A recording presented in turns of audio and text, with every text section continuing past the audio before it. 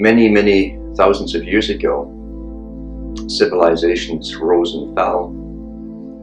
And really by civilization, we're talking about the creation of artificial systems. Money, of course, is an unnatural thing to use for barter. It's of no use in itself. It's supposedly a tool. That's how it's pushed over through economics. It's a tool which helps barter. It helps barter, you see, by introducing a third party. And of course, those who introduce the money ultimately control those who barter and those who buy. From money, of course, they build cities. City is an artificial hive, a beehive, as Plato called them. And through cities, these civilizations, really all one civilization under many faces, through the cities they could, because they must use money in a city and they can't grow anything in a city, they can't feed themselves, they're totally artificial. Culture which is fluid and flexible, it's not a natural thing, at least we don't know what natural culture ever was. But it's definitely flexible and pliable, and it's a science in culture creation. It's still ongoing. Those who know how to manipulate it had their start in the cities, where once they have money on the go, and they've trained the people outside to accept money for their food products and so on, they then get a standing army from within the city, and with the standing army they go outside the city and conquer other peoples, force them into the system, force them to use money, give them a religion, and really they're really slaves. And as Charles Galton Darwin said, the grandson of Charles Darwin, he said that every civilization has really been a form of slavery for the people. And he was all for it. That was a natural order according to him. And of course those who are trained in power and control of the people are trained in these techniques since birth. They're brought up listening to a different version of reality than someone brought up in a local housing area. They're told that the realities of life, the predators which should be at the top of the natural order, the predators, of course, because they're such hypocrites, are good predators. They can't tell the children how they're really feeding off them or manipulating them for different ends, because children don't understand these things. And those with the low IQs, the little people at the bottom of the hill, got to keep them in the dark. The profane in Masonry means those in the darkness, base people, which is a real hypocrisy in itself, because it's like breaking the legs on a cow and then kicking the cow because they can't get up. That's the hypocrisy of this system, and that's how they view the public. They've broken our legs and then they hate us because we can't get up. We're pathetic. And of course they claim that we need them. It's like saying that the mice in the fields need the hawk. This is the logic of the predator. From the days of Babylon and before Babylon, they call them the Harappans. This is the name that's been stuck on these people by historians just to give them a name. But the Harappan culture extended all the way from Egypt right through the Middle East to China. And now they're unearthing pre-Sumerian Harappan cities on trade routes. And of course they must use a money system, lived at very high standard of living, these merchants. And they even had indoor plumbing, something that some people today don't have, even in Canada and some places. If we go into the Minoan cultures, we'll find the Minoans in the Aegean Sea controlled all the trade routes. They controlled all the merchandising on the sea, land, and everything. And they also had indoor plumbing and central heating even, and hot water for bathing in, and showers even. And they lived an extremely beautiful lifestyle. They had painted frescoes in every room and hand painted, and that was supposed to be a wonderful existence for this high ancient elite, who obviously didn't create the culture themselves or the system. They had got it from a previous civilization in turn. And so we come to this impasse where we're looking at people down through the ages who are intergenerational and who pass this system on to the next. And now, of course, that does seem to be what it really is all about, because dynasties in power never give up power. When they do move, because it's their turn to lose in warfare, because they have terms, you see. War is to create change and to make profit, not for what the public think is for. So sometimes the ones who decide, well, we'll lose this time, they will actually move to generally their enemy's camp, which is their friends, and share the loot and bring up their children and slap the name of the country on them, and they don't care what they call the country. The elite never ever get massacred or wiped out with their wealth. They just move. They move all down through the ages. They bring on catastrophes to an empire when they've used that empire up, and they've already created another one to move into.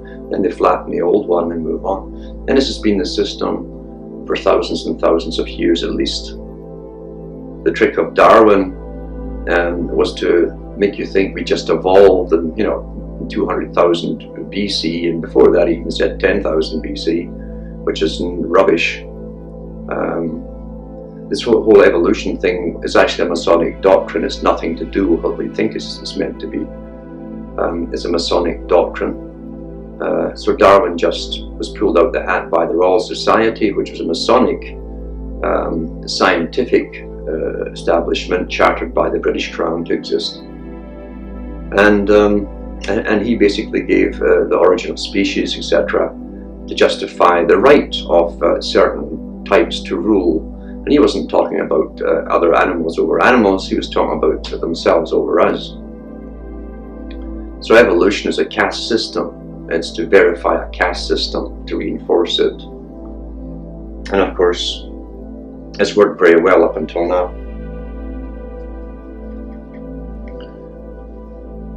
So going back to the Minoans, we know that they also shared, and they were probably very much so, a part of the ancient Egyptian elite. Because the frescoes on their walls have the same imagery, styles, techniques used as you'll see in the frescoes inside some of the tombs inside in Egypt. And they even had the little curls down at the front, the locks of the youth that they used to depict youth in Egypt. So yeah, it would make perfect sense that a real elite, you see, wouldn't live in a place where they could be easily attacked. They would have a front, an empire or a city, and come in and out of it certainly, but they would always have somewhere safe, such as the middle of the Aegean Sea. And we know, for instance, that in a circle in the Aegean Sea of little islands which are left after a volcano goes down, that they had that huge island there at one time, and islands like Terra are the remains of them. When the center of the volcano sinks into the oceans, little fringe ones remain, become separate little islands, and that's where we get much of the Minoan history from. Interestingly, Minoans used a double-headed axe in the religious ceremonies, the symbol of the fasci, which has come down through the ages. So we're looking at something that the Catholic Church used afterwards, thousands of years later, because the Minoans were around 5,000–6,000 BC. And here's the same symbology used by the Roman Catholic Church, who simply inherited their culture from the Greeks who moved into Rome. That's the elite, that is, of course, and brought all this symbology with them. The Greeks got it from the Minoans. So this is an endless stream of symbology down through the ages, a language, you might say, which they understand very well, and which some very high Masons understand, and which some people who are natural adepts can figure out themselves, but there's not very few of them. But the Catholic Church used this Minoan fasciae of the axe with a bundle of rods round it, meaning strength was in numbers. As strength, when you get one twig, you can break it easily, but you get a whole bunch of them in a bundle and try to break it in one go, it's harder. And so the nobility, the ruling elite must stick together at all costs, you see. And in the middle of the bundle is the main shaft of the fasciae, the actual axe itself.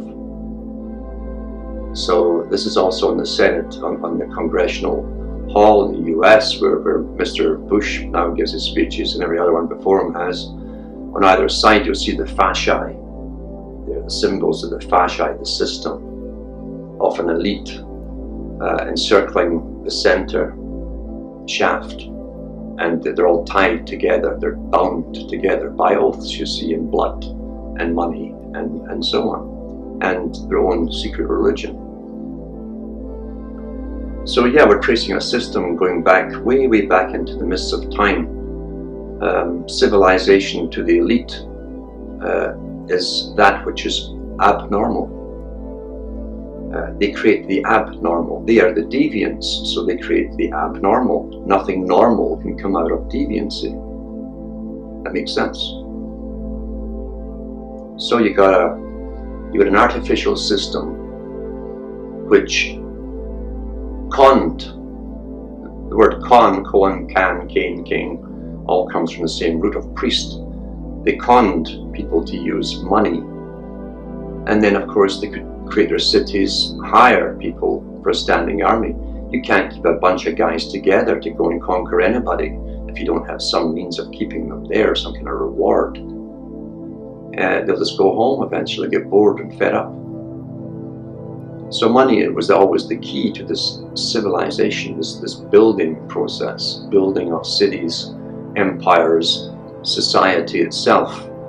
And Freemasons like Albert Pike and Mackay and a whole bunch of other ones are always extolling their own virtues of being able to build society, build culture. And just like the Middle Ages, where they built their cathedrals and their big huge churches and so on, they'd often build them either next to or on top of existing ones. And so as they're building a new one, they're demolishing the old age. The system is buried and demolished as they're building up the new. So we have an elite who've used war, money, cities, culture creation, religion, and all the things that come into the culture, festivals, generally based on lunar and solar and stellar mythologies, to keep the people in check, to keep them happy, dumb, and stupid, and obedient more than anything else, because obedience is so important. And of course the sun god was one of the greatest ones they've used down through the ages up until the present day. And it's a reincarnated sun god, you see. It's the same old thing rehashed over and over. Where the invisible god, the grand architect of the universe, as the Masons call him, always chooses a son to his own son to push life into the world, because they claim that without it we the profane are dead, you see. In a sense they're right there, because if you don't know reality you are dead. Because living as a human means you're a sentient, aware, fully conscious being. So you'll find in all religions they have the same terminology. You find it in Christianity too, where Jesus says to the guy, let the dead bury their dead. And ministers don't dwell on that because they can't really fathom it out. How can those who are walking around bury the dead? It's because they're life. It doesn't mean you're animated. I am the way, the truth, and the life. I am the Alpha and the Omega, the first and the last.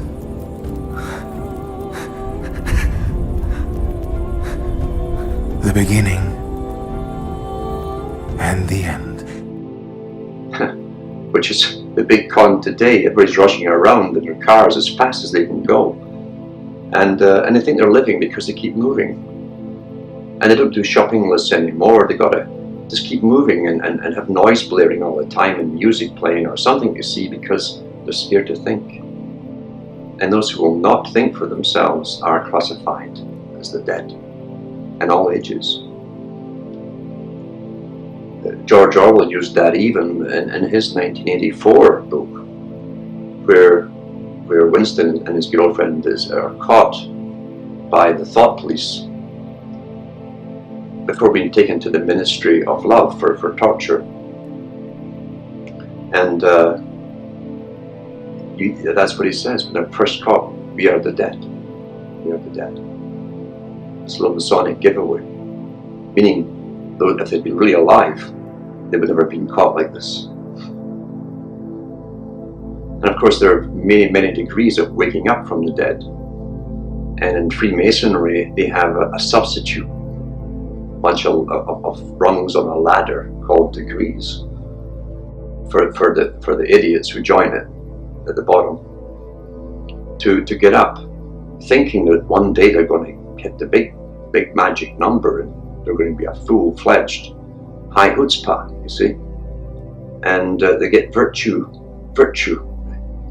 taught virtue. All these drunkards and guys who've done everything everybody else has done suddenly have virtue, and they think, oh my goodness, I'm a 32nd degree Mason of the Scottish Rite, and I am illumined, and I got virtue.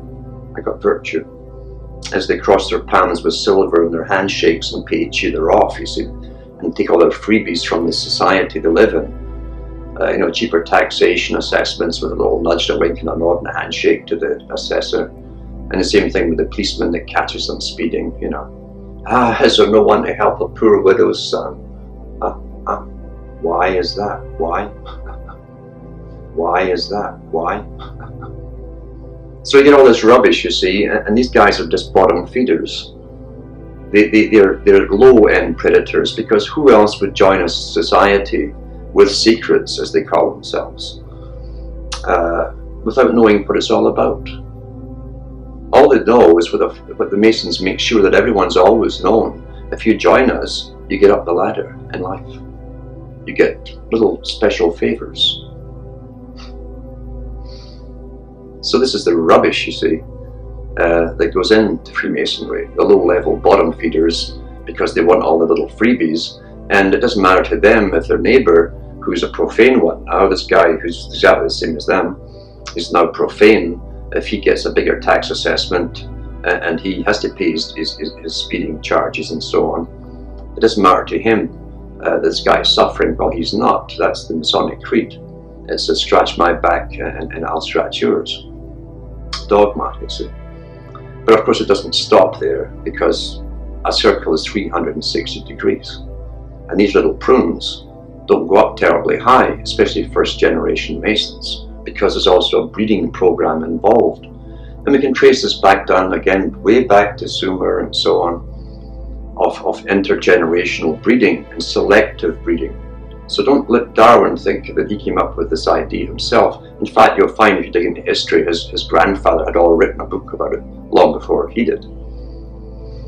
It was a Masonic dogma he was preaching, the right to rule by an elite, you see, a superior intellectual elite, who are not afraid to use aggression and kill if need be. Always for your own sake, you understand. That's a good predatory excuse. Somehow they can rationalize that. But then we are the children, and what do we know? You can't scare the children by telling them the truth. And in a sense, at the stage we're at today, that is true. In a sense, it's very true. The children don't want to hear it. So you got an endless seam of merchandising, money lending, interest gathering, priesthoods, going down through the thousands and thousands of years, and intergenerational families who are taught a different reality than the ones at the bottom. They go to the little red schoolhouses. In Britain, it's little red brick schoolhouses, as the elite refer to them. Of course, their universities are also granite stone, where the honorary muck can go to the red-bricked universities. Margaret Thatcher, back in the early 80s, came under fire, in a sense, if that's possible, for subsidizing private schooling for the wealthy, using tax money to subsidize the wealthy. And she rationalized it by telling the truth, as they very often do. And she said, well, she says, this is where your future leaders are coming from, your future industrial leaders, political leaders, economists, and so on. They come from these schools, and this is where they meet each other. They'll grow up in life knowing each other, and they'll all be in the right positions. And she was telling the truth. There's nothing strange about that. They do tell the truth very often. It's the public, when they hear it, they say, I know I heard that, but they can't really mean what they say. So the public were trained this way, you see. You train the abused to love the abuser. The public can't quite fathom this, and so they make excuses for them. Well, I guess she had a bad day, to say what she said. Or, well, the problems that she's got on her plate, I don't blame her. You see, this is the rationale. So, an intergenerational elite with many priesthoods. I mean, Sumer had so many priesthoods dealing with the legal system, and even real estate, and subdivisions of real estate, and wills, death duties and taxes, and so on. Everything that bureaucracies do today. They simply change their clothing and they wear suits and ties today, or white coats like scientists. So the system is going down through the ages, always taking themselves to another place and destroying that which they left behind them. You're leaving it in such a way, leaving some low-level controllers there to make sure it's standardized. That way, when they get a bigger empire over here, they can then lump this back into it again, the old one. So they create bigger and bigger empires. And this is part of the great work, as they call it, that they claim began in 4,500 BC, that the big idea, as Mr. George Bush Sr. called it, the big idea, the BB, to be or not to be, says Shakespeare, for those who know. So on we go down through the ages until they see their target in sight. And they told us it'd be the age, you see, of Aquarius. There's many reasons for Aquarius being Aquarius, but it's got it even in the New Testament, because Jesus was a sign of Pisces, the fish, fisherman of men. The first guys he recruits were fishermen. The philosopher king, of Pythagoras type of thing. And the early Christians used the fish symbol wherever they went as a sign of Christianity before they used the cross. And in fact, the cross was used for the inner sect, because there's always an exoteric for the public and a real meaning for the initiates. So the cross was always used as a symbol of the sun, but the fish, of course, was for the public, for the profane. So Aquarius is has ruled for over 2,000 odd years, and now we're going into Aquarius. So in the New Testament, they have Jesus saying, go into town and you see a guy carrying a pitcher of water, which is Aquarius, of course, and you borrow his coat. And so they managed to even write it in there, you see, to give you the clue that this would be the time for the next coming, you see, of man, the new type, the age of an Aquarius of peace and understanding. Well, peace is not peace as you know it. Peace comes when there's absence of consciousness and opposition to this agenda.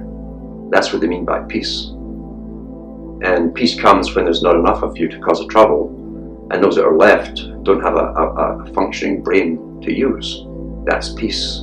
And hence the rush towards chips and chipping the brain and implants and stuff like that. And a totally controlled society. They want peace. They don't want to give us all this media nonsense, this constant propaganda to keep us running in circles and chewing the grass like good little sheep.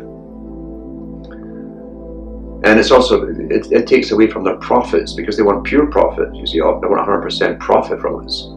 And they got to allow us to entertain ourselves, to keep us obedient and grazing and sports and circuses and all that kind of thing, you see, and buying toys, junk from China as rewards, all Pavlovian rewards at the end of the month, you know. That's all taken from their ultimate profit, and that upsets them because it's not efficient enough. And the system that's coming into being is to be run on complete, utter efficiency, where a person will not be born unless they have a work for you to do. Unless you can sell your body parts as a fetus, mind you, as long as they get some profit from it, from an investment.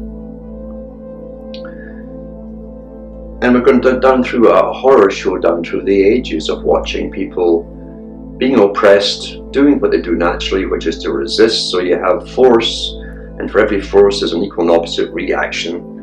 And then of course then they control the conflict to bring out the conclusion, the synthesis of it all. And before you know, we've just moved into where they want us to go.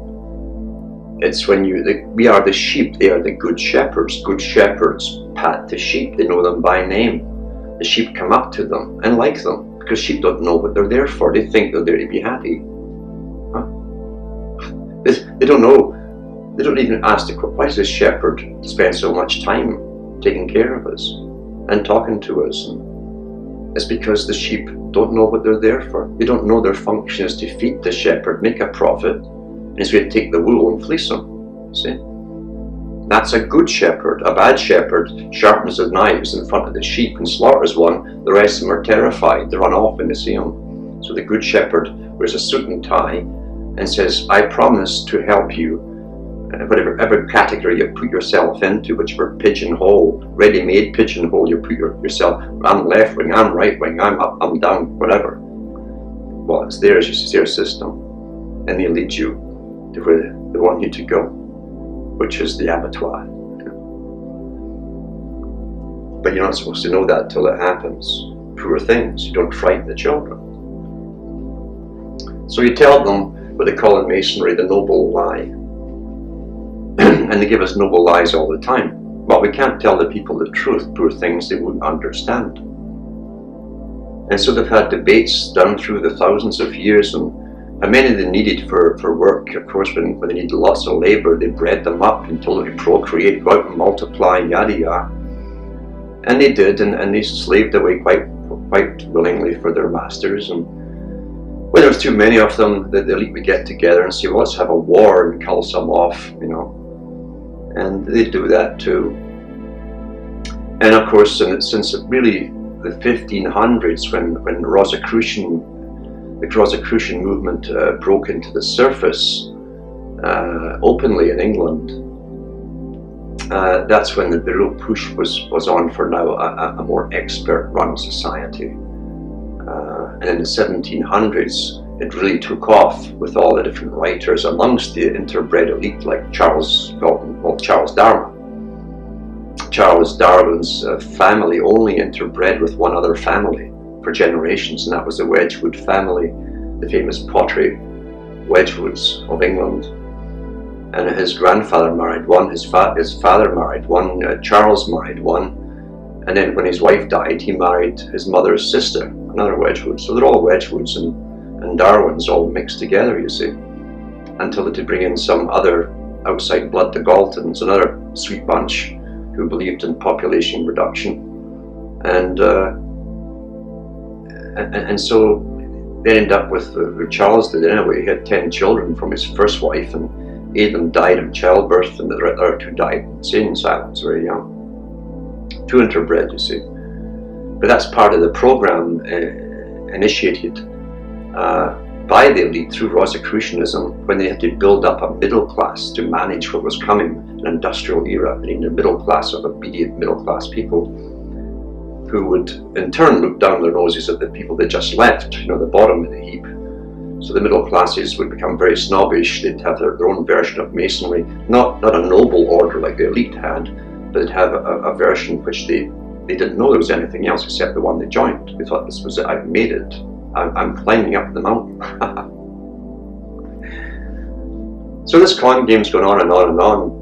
And of course in the 1700s with the French Revolution, we see it coming to a new open dimension, well, we see it opening up, where they actually killed off during the revolution thousands and thousands of ordinary French peasants, because it wasn't just the elite they were going after. They wanted to cull off what they thought was excess population in the provinces of France, and they towed them out in barges and blew them up and stuff like that, you know, very sweet. And this was their idea of a scientifically run society by an intellectual elite. And this has gone right on till today. We are now run by so many bureaucracies and expert NGO groups that speak for us, even though we don't know who they are. This is what's running the world today, a world run by the natural order, they call it, just the intellectual elite. Those who have proven, as H.G. Wells said, they have proven through history and through the wealth their families have accumulated for centuries, that they are the natural elite. They have the right to control the lesser. You see those and profane, those guys at the bottom of the hill there. You know, the guys that Moses left behind. And that's the story about Moses, of course. Moses wasn't a real person. It was a myth that was borrowed from Egypt and before that from India. And it's nothing to do with a person as such, or a wandering captive people. It's the natural order according to the mystery religion. Because the so-called Israelites, who'd been slaves, were still slaves, you see. They were still base people. So in the story, which is exoteric and esoteric, they're down at the bottom of the mountain, and it's lightning and thunder going around there, so they can't get up. They can't follow Moses up the mountain, because only the illumined man, you see, illumined man, the one who's illumined and has spirit. You see, the profane don't have spirit. Here's the big secret, you see. You're base, you're creatures of instinct, as Paul said in the New Testament. So the mob who are slaves stay slaves, basically. And they stay there, and of course, being slaves and dumb and stupid, they make a golden calf, because the slave, the base ones, want a two-legged, or at least a four-legged, something solid anyway, to worship. They don't want a god or something that they can't see, feel, and touch. They want to worship something physical. And so Moses, the illumined one, goes up the mountain, up the degrees, up the scale, to talk to God. He went where the rest could not follow. That's what it means. That's a simple esoteric story of it. And Moses, of course, in Egyptian means child. Unless you become as a child, you cannot see the kingdom of heaven, you see. Ramoses is child of Ra. Tutmosis is child of Thoth. And on we go.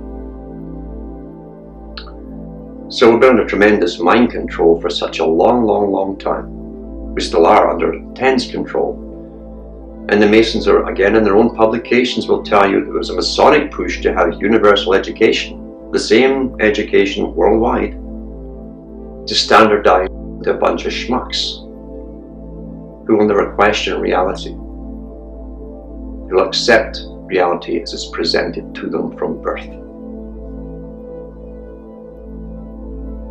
And that's what good management means. The schmucks don't know they're schmucks. When you see them, the people coming out of colleges and universities, they wear the cloak. You see, the cloak used to be always black for Saturn. Now they use red ones. I've noticed they're very popular. A sort of pinkish red, actually, which is maybe more telling for both sexes. And if you're an architect, you see, or an engineer, you understand technical drawings. You see things in a way differently from other people, because most people see the solid front of an object. They don't see the different aspects, the front view, the top view, the side view. They don't picture it in their minds, but the architect does. And of course, when you're wearing a little hod, as the brick masons call it, where they use a hod where they carry the bricks up the ladder. That's where they put them on. And that square there represents that, you see. A little squaring off the head, So the round head is not natural, the rolling stone, and the perfect squared head, you see, the ashlar, they call it in masonry, is now perfected. So nature wasn't good enough. By themselves, they'll perfect nature, and that's what they say in masonry. They're here to perfect that which was left imperfect. Well, guess what that means? Everything, including you. And if you look from the top view, of course, one of these little square-headed people with the gowns on, the dresses, you'll see that. You'll see the square, and if you were to see the head beneath it, you see the square, the circle, but in the middle is squaring off the circle. See, that's what it means.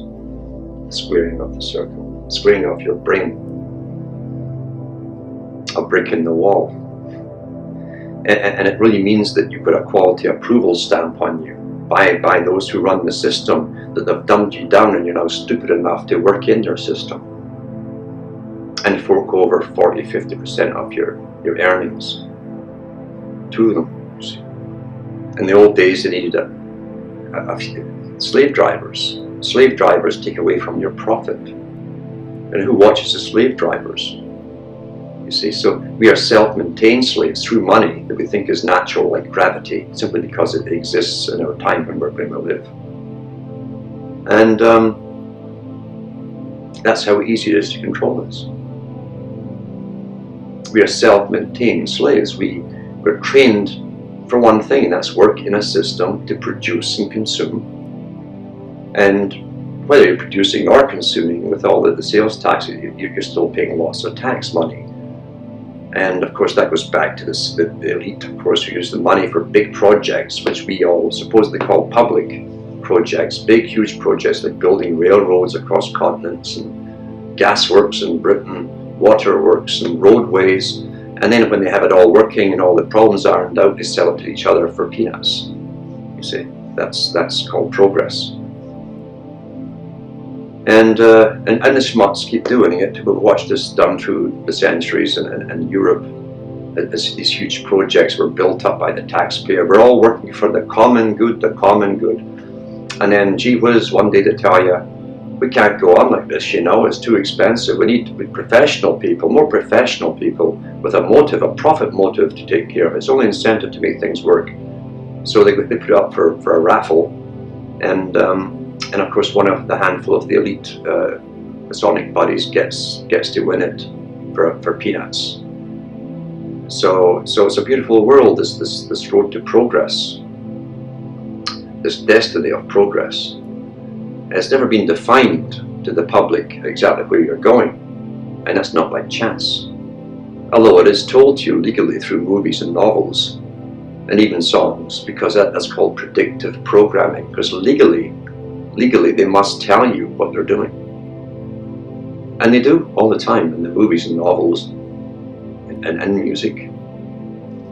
Plato described the whole technique. Today we call it a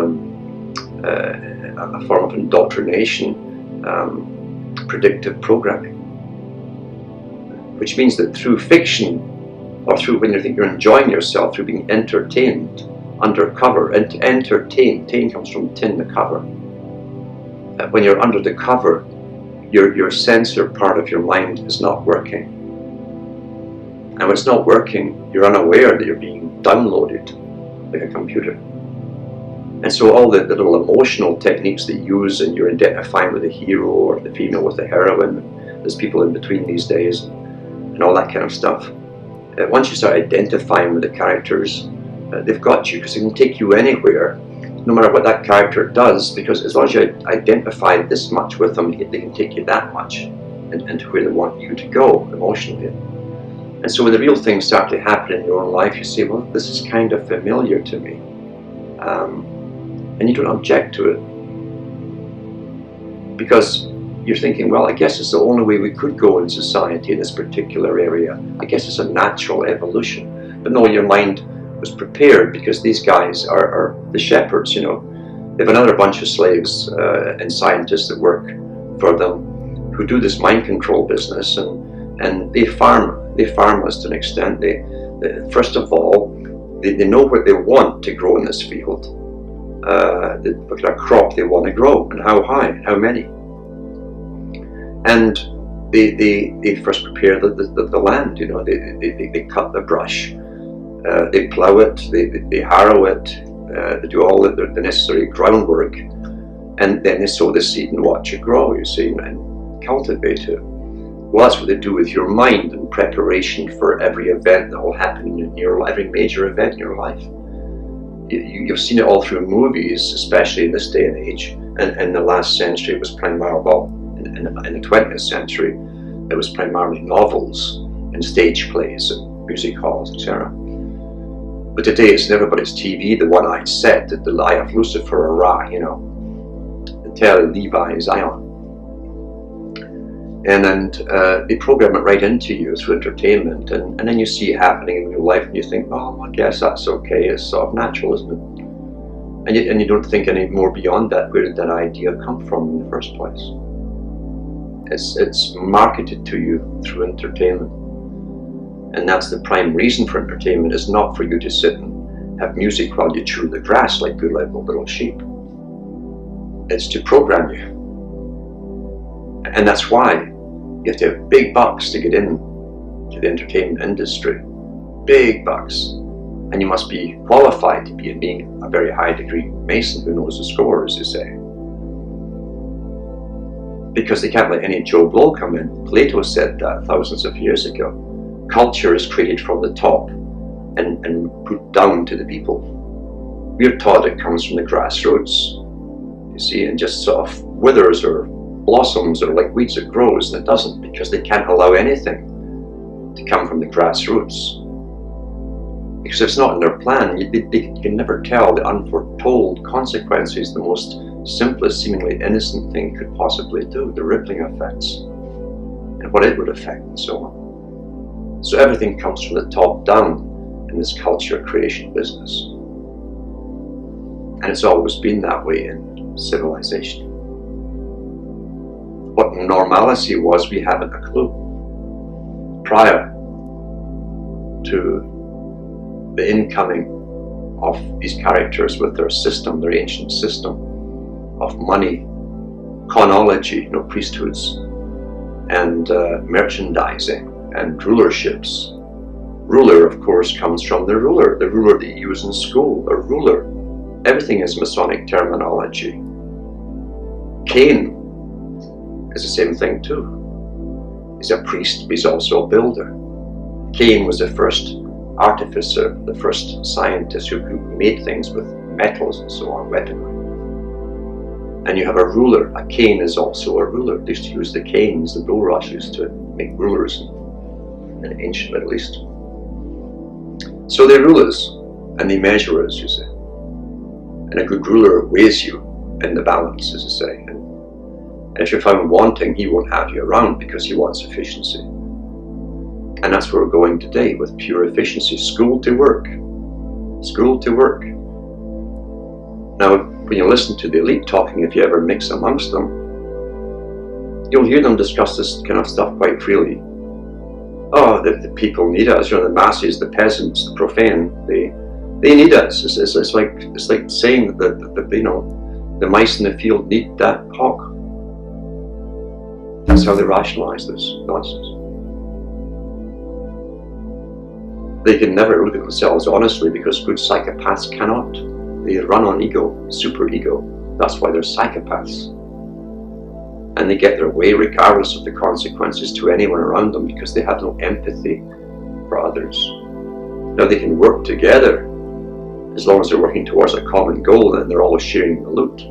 But the time obviously comes when good psychopaths have to turn on each other, and it will eventually come one day. The world comes into sight, and each one wants his name chiseled in stone, as they always do, these guys. A statue and his name chiseled in stone is the first king of the whole entire planet. And they're all chomping at the bit to get it. So the cooperation won't last forever. That doesn't help the masses, of course, because in the meantime, they are being called off. Population control councils were held by Britain under Thomas Malthus in the 1700s. And they discussed methods of culling off the excess people through disease or creating housing schemes, basically, on swamplands and unhealthy areas. The stuff that we did to the American Indians, in other words, put them in areas where they can't eat very well, and the climate isn't the best, and it's swampy, full of mosquitoes, whatever, and plagues break out, and they even had it worked out under Malthus that the poor houses that they created, where they threw you in when you were broke, you see, or you owed money for your rent, as most folk did. They rented in Britain, for instance, and Europe. And if you didn't have money, they'd throw you in a debtor's prison, which cost you money, by the way. That was added to what you owed. And then they kicked you out into the poorhouse, where you were forced to work till you died. And you didn't last long in the poorhouse. Most women and children lasted 6 months at the most. And this was called a more efficient way of disposing of the poor unfortunates, as they call them. This is the real history, which isn't hidden if you want to find it. It's not a nice drama, like a docudrama like TV or Anne of Green Gables. All the rubbish that they feed you, because people get most of their history today through romantic novels, stuff like that. There was nothing romantic about the 1700s, the 1800s, or the 1900s. For most people, it was a horror show. And that horror show has been slightly alleviated at the moment, because the biggest change of all is coming into view, the completion of the great work, the one that started 4,500 BC sort of stuff, where they see themselves running the world in a scientific manner. The natural order, where the stupid ones simply won't exist as it's too stupid, and there'll be no free thought or free opinion. And we see it all today with political correctness, all this kind of stuff being forced down our throats. It's actually being implemented, and unfortunately the people themselves are their own worst enemy. It's like the Matrix 1 movie, because they show you in the Matrix movie, since the elite themselves, the occult elite, gave you those movies, you're cheering on the guy you think's the good guy, but you've got it all mixed up. You see, this is themselves who are talking, the new man, Neo Anderson. Andra, from the Greek Andros, man, Neo, Anderson, the new son of man, the new Messiah, the Superman, all these superpowers. You see, that's where Superman comes from. It's the superpowers. That's the one that gets into the next stage. Those who can't do that will not be allowed into the next stage. And it's no coincidence, it's identical, this Freemasonry of the European elite. It's no coincidence, it's identical with Hinduistic theology, a caste system. Because in Hinduism too, at the end of ages, those who are unworthy to come into the next must perish. They mustn't be allowed into the next age. And so we see the massive spraying in the skies, we see all the inoculations being dished out, people getting sicker. Adolescent arthritis now, inoculations, more. And all the propaganda on television that we're force-fed through, it's always law series or hospital series and drama, and detectives and DNA swab testing and all this stuff. It's all training you see. It's all propaganda to make you obey these authorities, these specialists, law, medicine, and the courts, and science, DNA, and scientific techniques of finding things out, you see. It's training you to accept this as a natural order, because it's nothing like the reality. Nothing like the reality. But it's good entertainment, and it's good programming for the people, and towards an end they don't even think about, because they're not taught to think. You see, they're taught not to think. That's what we're educated for.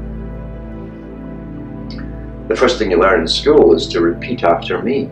If you repeat after me, you get a little gold star. And if you're not repeating, and you're very good at repeating, the people will call you clever. That's nothing to do with being clever. That's being a good parrot. repeating after me is a good parrot, but that's what they want, because then your quality approval stamp, you swear your head, you're now unnatural, you're dumb enough to get into their system. So that's the real system we live within, you see. It's quite funny, really. Tragically funny. Because they can't tell the people, we have been killing you. They can't tell them. You don't tell the children what the poor things wouldn't understand, poor dears. They wouldn't understand, poor dears. We find the same thing with the Afrikaners in Africa. That's how they talked about the blacks. Well, you see, you can't help them because they're children, really. They have children's mentalities, so you can't be straightforward with them. Well, that's how the elite treat all of us. To the elite, the peasantry of China is no lower than the peasantry in Europe or the Americas, because they believe in elite breeding, and the elite breeders of every country rule every country. Therefore, it's one big club. You've proven you're worth to join. You're worthy, as it says in Masonry. Second generation Masons or first generation Masons can't get terribly high because unless they marry an Eastern Star, then they bring up a son. It's the offspring, it's special, it's a breeding program. You'll see it in the Rosicrucian books, where they keep tongue-in-cheek hinting for the very stupid, because it's meant to pick up the very stupid into these societies, and through almost, stumbling over each other, they tell you that selection is very important. Selective breeding is what they're getting at. Selective breeding. And don't let the lower head rule the upper head, is what they say to the men. And nobody understands that. That's why all this is in your language. So it's a breeding program, and a first generation Mason can't get up terribly high, maybe a 32nd degree, you the Scottish Rite. But if he marries an Eastern Star, who's again been through a few generations, then the offspring can go higher, the son of a Mason, and in the third generation can go much higher still. So you're breeding upwards through selective breeding, and your wives are chosen for you at that level. Just like the nobility's wives have always been chosen for the men. What you do in your free time when you're not breeding is up to yourselves. As long as you're both kept in a good financial style, she can do what she wants and you can do what you want. There's no love there. Love is something which is fairly new, that's been marketed to the public. Because people in the past, even in the lower orders of things, married out of necessity. Male and female. And they really didn't have a good life, either one. When the Normans came into Britain and introduced this wonderful system of lordship over the public, and all subservient to the king, the head hoodsman, and you have the lords and the feudal lords below them, and the sub-lords, the sirs, and all got their own patch to guard over and use. The peasantry were bought and sold with the land, and in English they like to change it to serfs. They don't like the word slavery, because we're a Christian country, you see, and we can't have that in our history books, so we call them serfs. So 90% of the public were serfs, you see, and they were bought and sold with the land, starting from the time of the Norman invasion, who brought civilization through Europe. It's this same civilization, through slaughtering people, massively financially backed as well. It was many years in the making, this, and tremendous logistics and keeping them all supplied at sea and on land. It was much bigger than World War II. And cost and the whole thing, and time. So this was an ancient system coming through here, backing it heavily, and it was a must-be. They had to conquer everything and eliminate all opposition, which they did. And they were terrible rulers. They were inhumane, terribly inhumane. So the Normans came in and they had the Domesday Book created. You see, the Domesday Book was an inventory of all that they owned, all the king owned. And that was people, livestock, houses, children, chickens, everything. It was a complete inventory of the whole land that he owned. And that was nothing new because the ancient pharaohs had the same system in Egypt. And it was nothing new because the Normans also, a lord would put out his son to a relative, to an uncle or whatever, you see, another lord, and he would become taught the ways of knighthood through this relative. That was traditional with Normans. Well, you jump back to the pharaohs, they did the same thing. Because their sons would get sent off to different satraps, they call them, little princes, their satrapies, and they'd get brought up and taught the ways of being noble and a warrior, a knight, you see. The same bunch all down through history. Same techniques, money, priesthoods, power, slaughter, armies. And the people had to produce. Now the Normans allowed the peasantry to keep maybe 40% or so, or 60% of their crops, and there was no intensive farming then. They didn't have all the high-tech yada yada do today, so crops often were terribly huge. But the Lord would take 40-odd% or even 60% of yours and keep enough for his staff and all his armies and sell all the rest for profit. And then profit had to split that all the way up to the king at the top, the real mafia system. This is the most organized gang on the planet. It's a gang system, really. So we have these Normans taking that off. Well, today when you work out what you're allowed to keep, if you work out all the taxes, hidden taxes and so on, purchase taxes and income taxes and property taxes, you're paying more than that yourself today. So it's pretty well the same, really. The only difference is they don't have to send the army around through the forest to slaughter you and beat you into submission to make you pay up. You see, we do it willingly because we're trained to do it willingly. We're trained better. We're self-maintained slaves today. Now, some people, there are many sides to this whole system here. And on today's talk, all I'm talking about really is the physical side of things. Some of it. It's incredibly clever. It's by using sciences which are not taught to the general public. That mind control, manipulation, they have a perfect understanding of their prey. They're the perfect predator. That's why in the coats of arms they have all these predatory animals, you see. And Albert Pike, the Grand Master, the big Pope of Scottish Freemasonry in the 1800s, said we make no apologies for nature. And then he was on to talk about the different animals that hunt. So in other words, they make no apologies for being top predators. That's their natural order. At the bottom, of course, the schmucks at the bottom, they go into the Blue Lodge in 1, 2, 3 degrees and think, well, I've made it, and these guys are the little prunes who walk around collecting charity money. That's the cover for the guys at the top.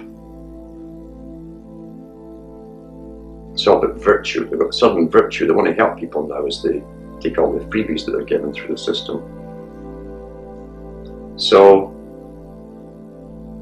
yeah, there's one side which is all science, perfect understanding of human nature, all kinds of types of human nature, perfect understanding. Nothing is new under the sun, as I say.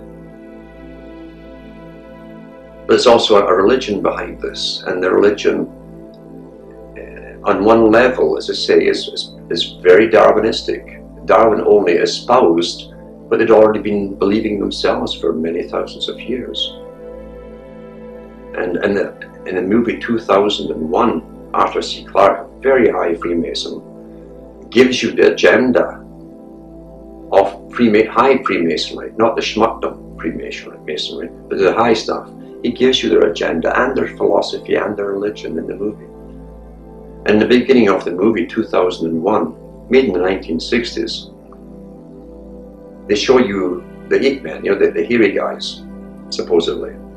The hairy guys are terrified of the darkness, and they quiver in their caves at night. And in the morning, they go across to the watering hole and they meet this other tribe of 8 men, and they shake their fists and so on each other, go through a little dance, a song and dance, and then they have their drink and sort of muffle off in their own separate ways, and that's how it's been going on forever.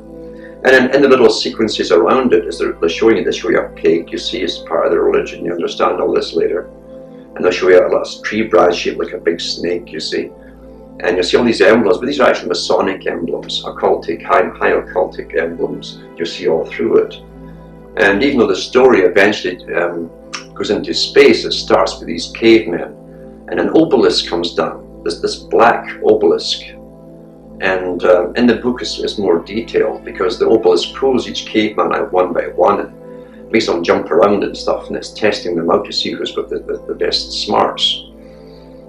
And it picks one of them, and one day at the watering hole, instead of going over and shaking their fists and yelling and screaming and then having their drink and going home, this one picks up a bone, because they love the skull and the crossbones, you know, of masonry, the pirate's flag. He picks up a thigh bone, and then he smashes his enemy over the water hole there, and he kills him. And they're telling you that's the right of might. The right of might. He who will kill is superior.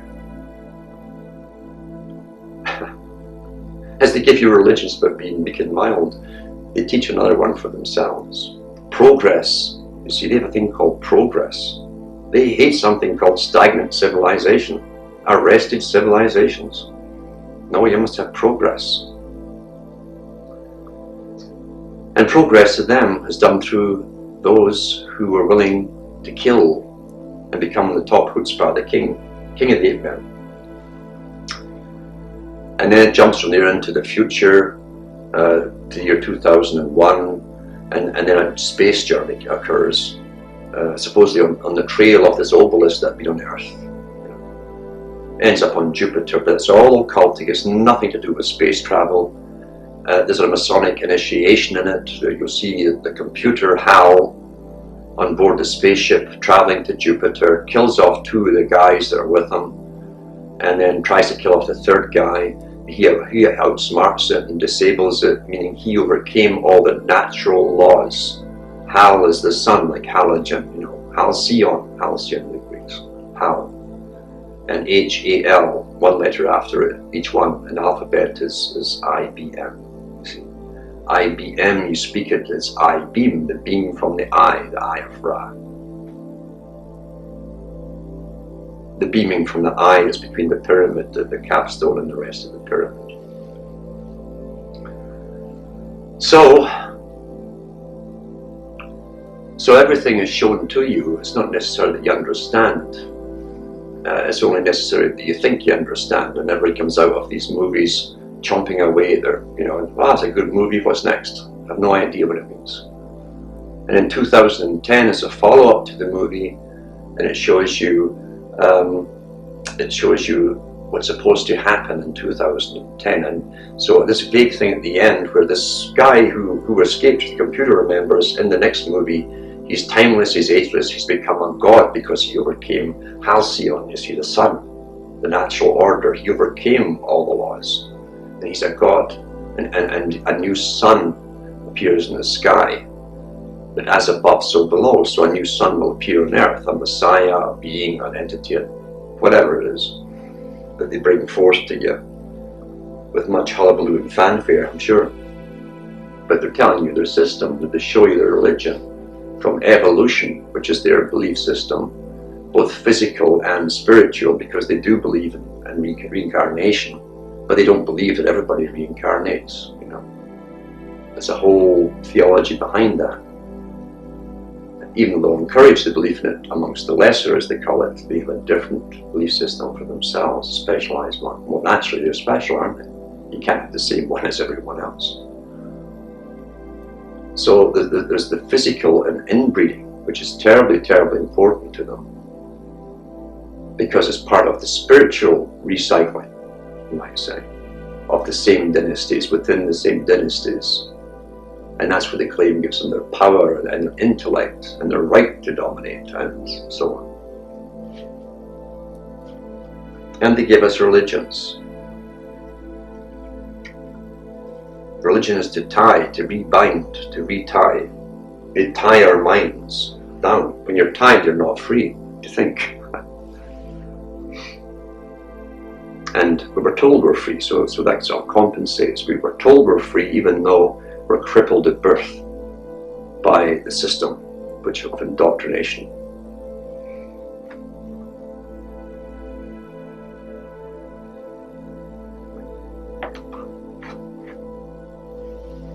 And now they're getting to the stage where they're going to declare their world government, their scientific established elite, bureaucracy to run us all, you see.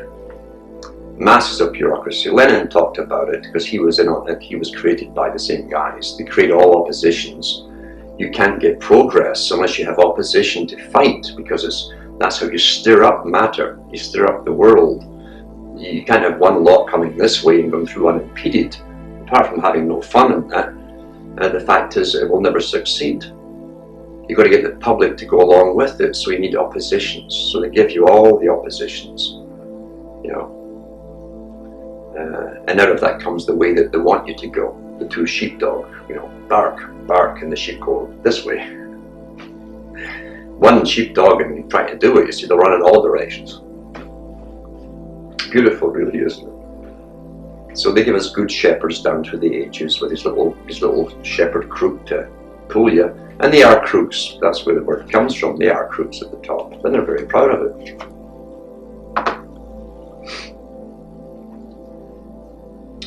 And we have sun gods all down through the ages, and we have Marys all down through the ages. You know, virgins, they're always virgins. And of course, there's so many sun gods all down through the ages who come back and tell us the same stuff. And die on crosses. They always die on crosses because the sun crosses, you see, and at the meridian points and so on, and the sun is as highest as crossing. And we have the cross of the sun. And we've been conned mightily. We've fought each other over all this rubbish. We've been very predictable sheep indeed. Always learning but never knowing. Never knowing. Data is data. Doesn't mean it's truth or anything else. We're stuffed full of incredible data today. It doesn't mean it's true, or any of it's even necessary to know. The only person who could be natural today are maybe a few survivors in the Amazon who haven't been caught yet and handed out a card on a cell phone. Because these so-called primitive societies, and same with there was some left in Borneo and different places, had no need of psychiatry or medicine or pharmaceutical agencies. Didn't know what high blood pressure was, or sugar diabetes, or therapy, or psychoanalysis, or didn't know who Freud was, didn't care, didn't need him, or Einstein, or any of the rest of the rubbish. Because that's what they are actually, they're rubbish, they're front men, chosen at a particular time to push a specific dogma.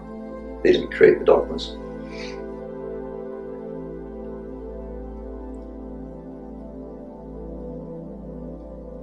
These primitive men, as they call them, really are probably more in tune with a reality than we could ever imagine.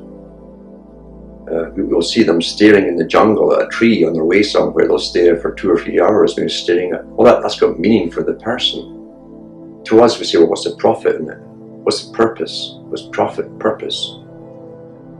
But you see, he's getting some mental healing out of whatever it is happening. And as long as he's doing it, let him live. Leave him alone. He doesn't need pills and tranquilizers and all that stuff, or TV, or soaps, or anything else. This guy can survive in his own way, and all of his offspring will survive for thousands and thousands of years if you leave him alone. We can't. We are interdependent on the system.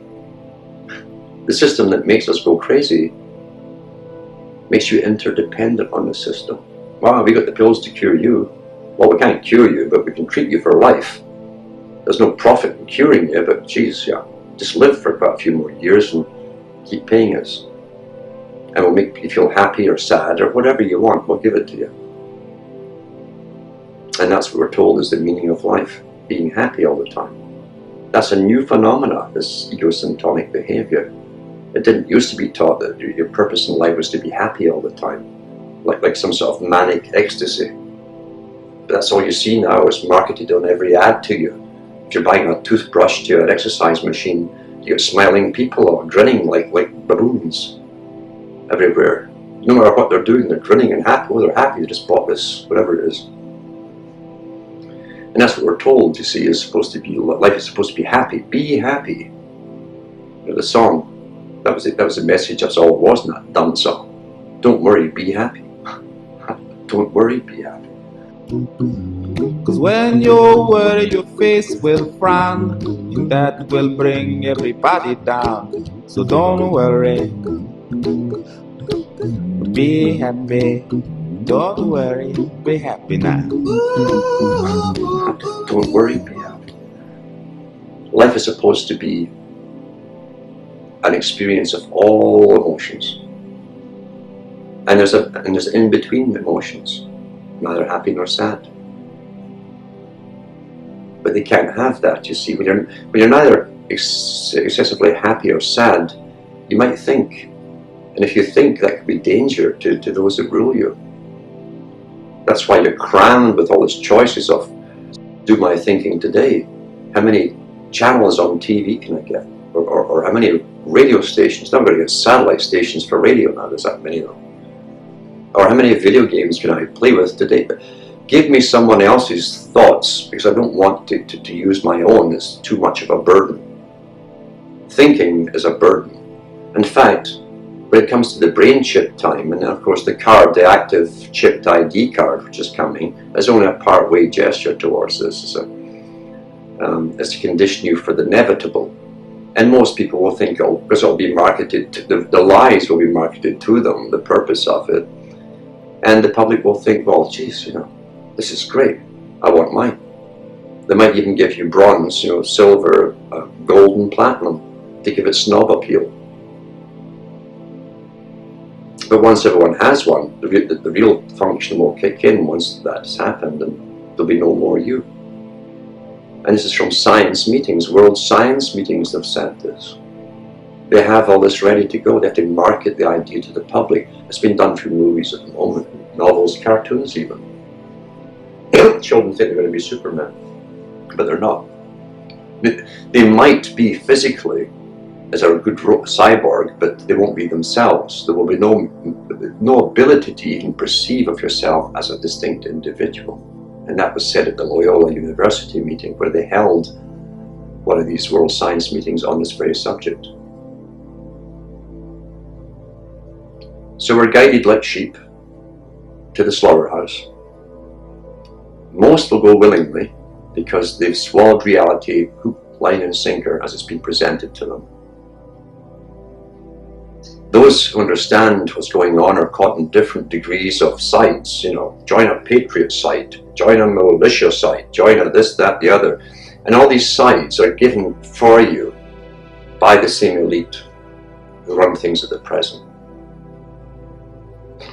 They've always given us our heroes to follow, always. Albert Pike said that. We always give the people their heroes. That's why they never lose. So you don't follow people. These are the masters of manipulation. The masters of manipulation. And we think we can beat them by learning the law and using the law against them.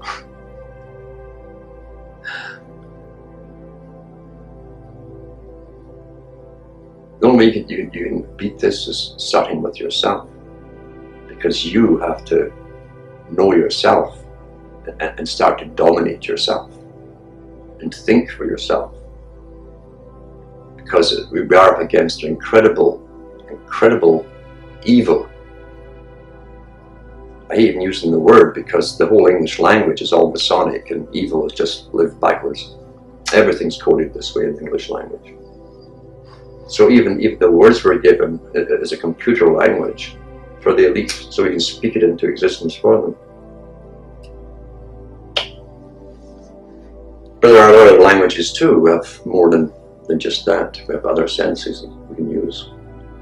There's mental imagery, there's various symbols as well. They use symbols all the time to indoctrinate us. Words and letters are just symbols, although they have occultic meanings in Masonry and higher. But ultimately, what kind of mind is running this whole thing that's not human, obviously? That's what gets you. Yeah, there are lots of human psychopaths working for them. Clever psychopaths. And dumb ones too, you know. The dumb ones they generally use for executions and wartime and stuff, torture, that kind of thing. The more intelligent ones are up wearing suits and ties and lying to you. That's a gift that a psychopath has, is the ability to lie without emotion. And they sleep well at night, no matter what they've done, without pills.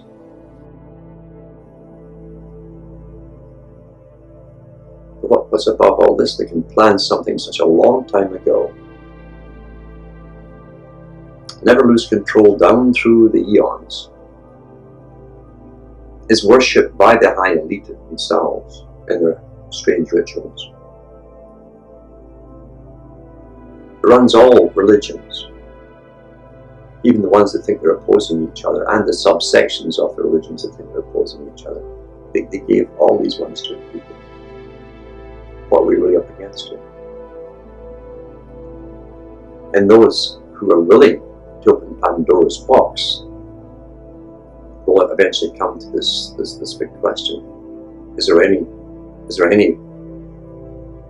white knight out there? Is there a cavalry who can come at the last minute? And it's only in the books you find that, and in the novels and the movies and religions. Because you have to participate in life to offset this.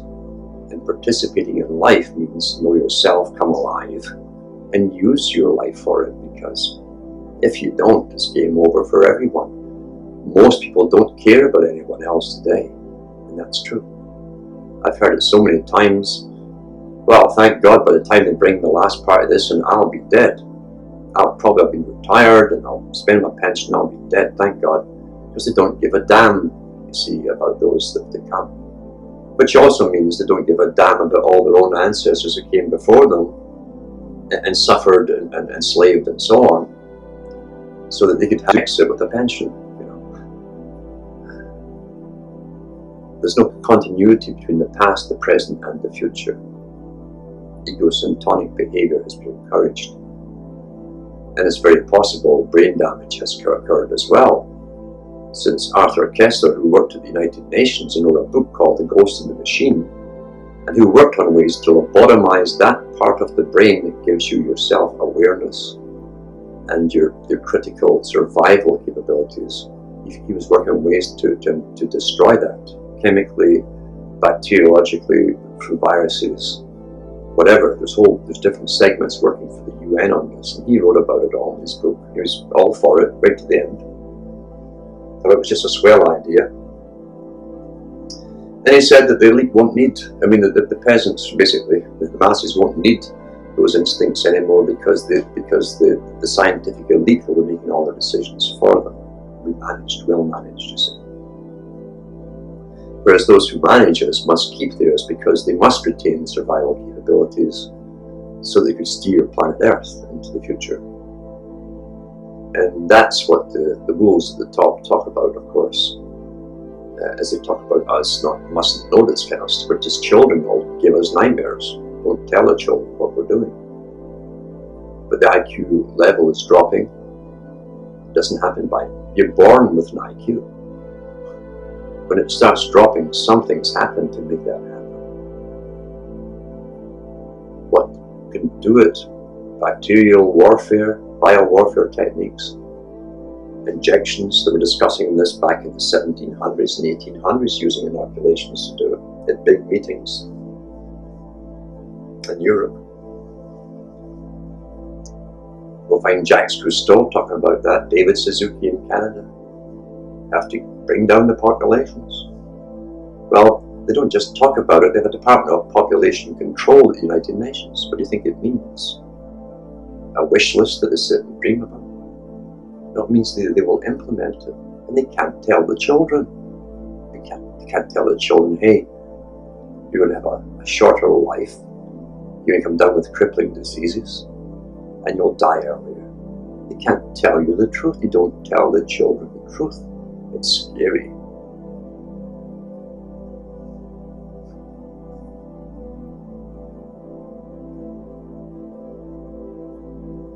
So much to encompass, so many directions, much of the esoteric to explain to you, so much of the exoteric to explain to you,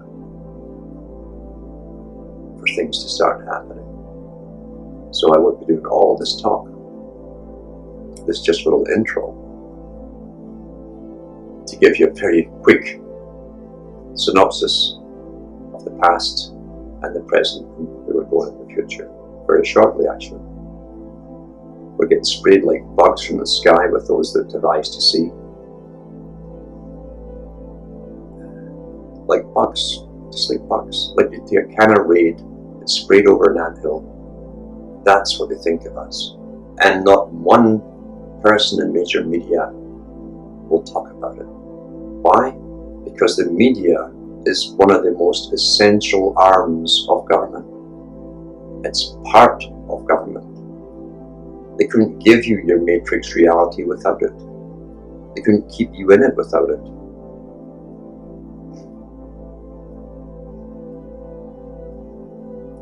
It's not all gloom and doom. It's not all gloom and doom at all. But before you can save others, you've got to save yourself. To do that, you've got a lot of work to do. A lot of decisions to make. Most can't make those decisions. Most will say, hey, leave Pandora's box closed. It's scary in there. It could be dark. I might fall in. But there's always brave souls who will. And that's the ones who come alive. The dead will never make choices. The choices are made for them.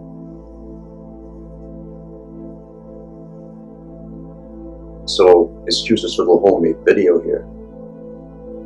But when you're running on a shoestring, you can still get the word out if you want to. I'll talk to you again. Thanks for listening.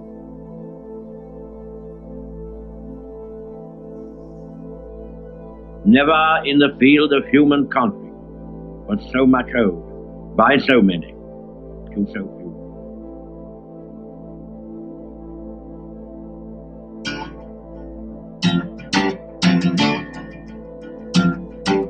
Wake up, Lady Susie, wake up. Wake up, Lady Susie, wake up. We both been sound asleep. Wake up, Lady Susie, and weep. The movie's over, it's 4 o'clock and we're in trouble deep. Wake up, Lady Susie.